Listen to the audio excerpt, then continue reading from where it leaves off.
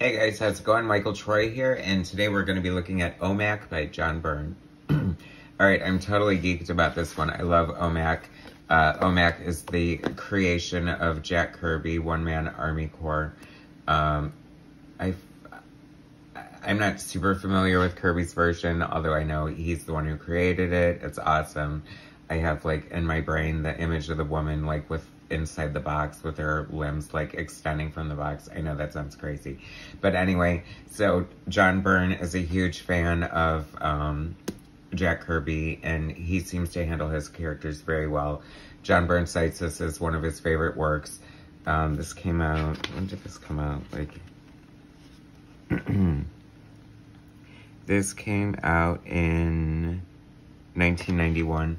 So, I'm surprised. I thought everything great came from the 80s. But anyway, this, like, I feel like I didn't really even know this was coming out. Like, I just showed up at the comic book store and there it was. And it was, like, the best day of my life. This is so good, so let's just get right into it. It's, like, this future, like, Omac is this one-man Army Corps. And he's this total badass with this dedicated to Jack Kirby, of course. Interesting to note here, of course, the art is in black and white. And this is John Byrne using his, throughout periods of his career, he used this duoshade, which you can see here to, is shading this, and giving it like a really cool metallic look. So it creates a pattern one way. Basically, it's paper that's, you put a chemical on it and it reveals the duoshade. I'm sure they can do all this in Photoshop and computers now, but that's how they had to do it back then. And John Byrne is like very into the technical stuff, and I think this is also when he's doing his computer lettering. Like, he created a font, and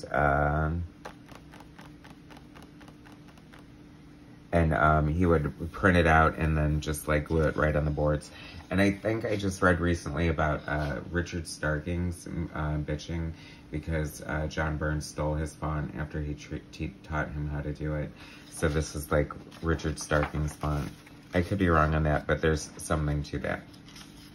Anyway, as you can see, this is like John Byrne at his like major best. Like, this is so cool. This is all like sci-fi action. Like, you can almost, like, I almost read it like in this super like cool like metallic sci-fi voice. The narration of the Omac in my head. It's just very moody, and like the black and white is so cool. I love it.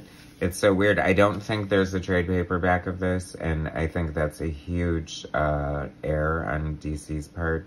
They need to not only release a trade paperback, it needs to be like tabloid size, treasury size, so it's bigger, so we can see this gorgeous art in all its freaking glory. I'm trying to think, and I want to say no. Like, I don't know. Would I like to see a color version? I don't know. I don't think it would add anything to it whatsoever. And John Byrne is notoriously like colored hit or miss. Like, I don't think people want to over render his art, and it's just, he's like an old school classic comic book artist with the open spaces, and he pretty much creates all the planes and the faces and the noses. Like, I don't know, you can just sort of tell which way it's gonna go.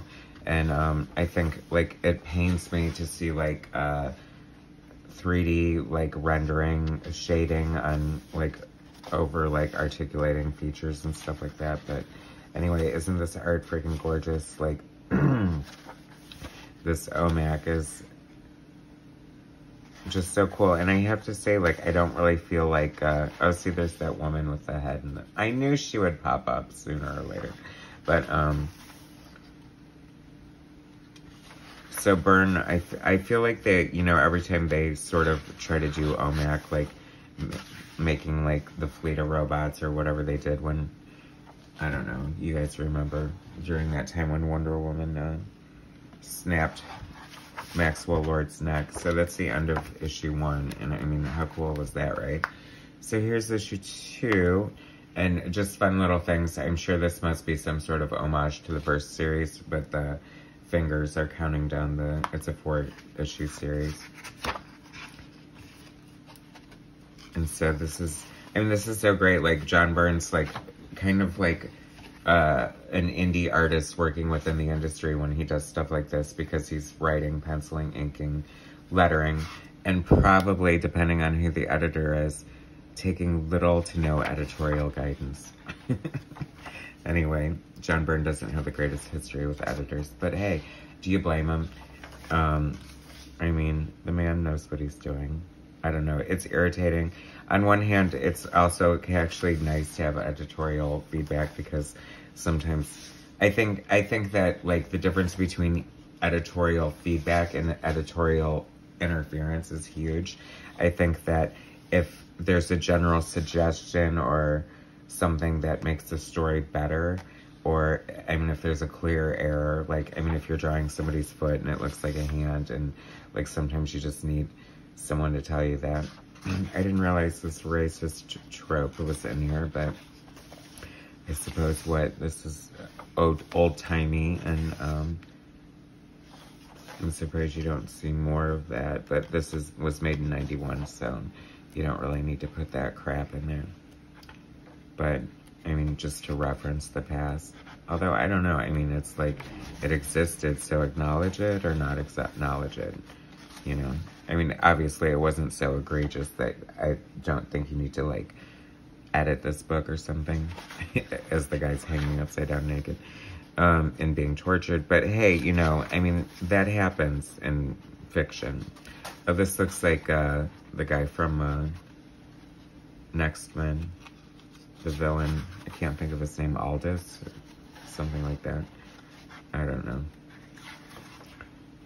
It's funny, when you do so many comics for so many years, you know, it's like different, you have a lot of different ideas, and different characters wind up here, different characters wind up there. A story starts here, a story starts there. That was part 2 ending. Here's part 3, as you can tell by the 3 fingers poking upwards. So the first one was red, and then this is green and blue. It's kind of cool. I love whoever did the art designer for this, for the, you know, the typeface and all that.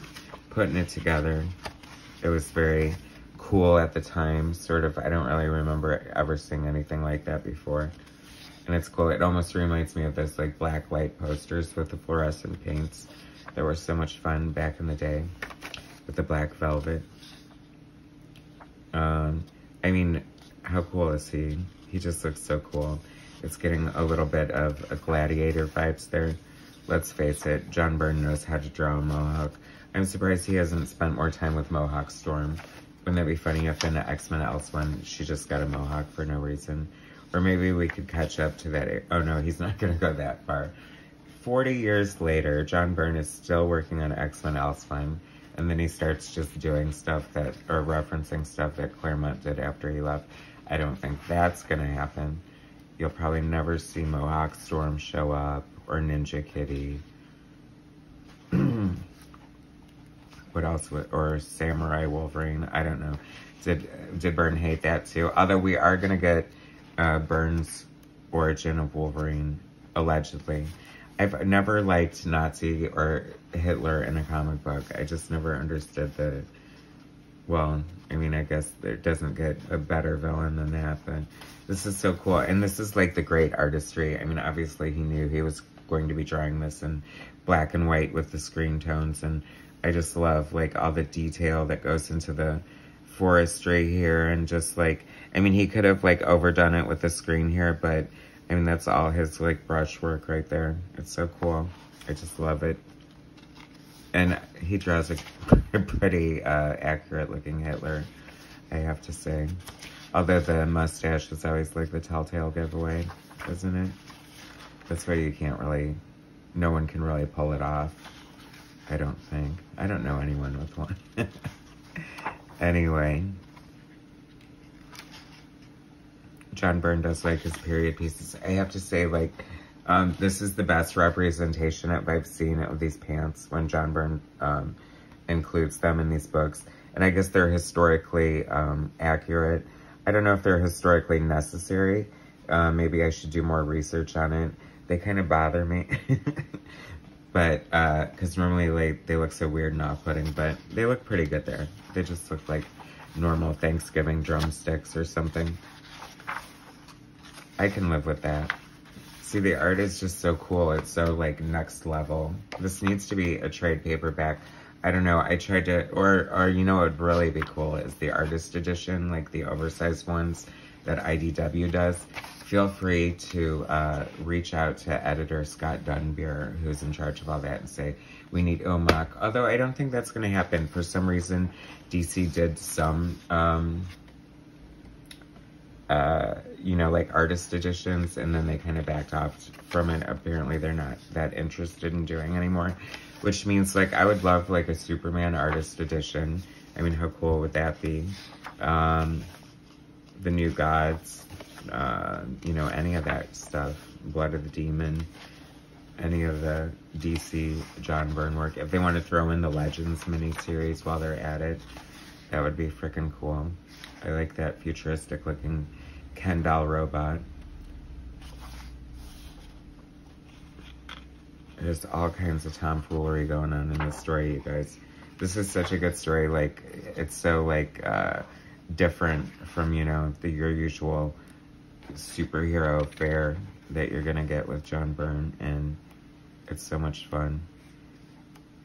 Now I really want an artist edition of this. Here we go. Is this book 4 already? And we see the return of that woman in the box. I don't know.